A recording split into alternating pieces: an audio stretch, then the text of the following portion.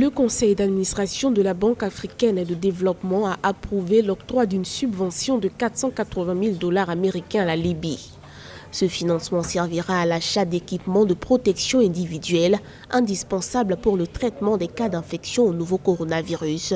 La subvention de la banque au titre du Fonds spécial de secours permettra non seulement de privilégier la prévention et le contrôle des infections, mais aussi de protéger les communautés.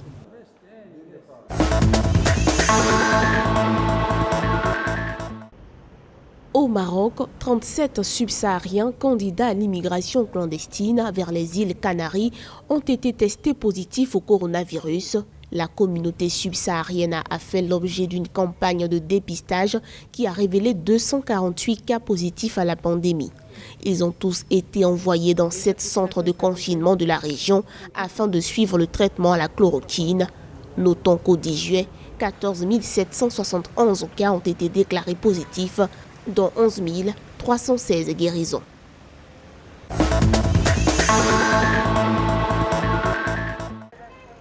En Mauritanie, les autorités locales ont annoncé la levée du couvre-feu à compter du vendredi 10 juillet 2020. Cette décision intervient après l'instauration du couvre-feu dans le cadre de la lutte contre la crise sanitaire liée à la pandémie de coronavirus. Le transport interurbain mauritanien sera également repris à partir du 10 juillet. À cette date, la Mauritanie a recensé 5 126 cas testés positifs au coronavirus.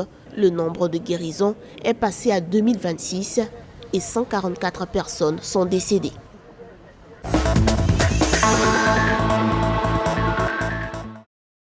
L'entrepreneur camerounais Arthur Zang a mis sur pied Oxynet, un système de stations de production d'oxygène médical connecté.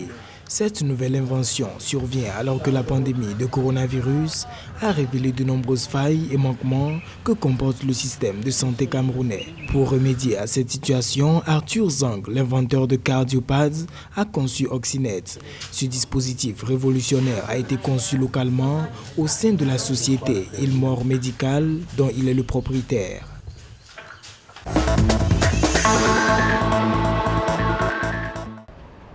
En Afrique du Sud, les autorités gouvernementales se préparent à enterrer plus d'1 million de victimes du coronavirus.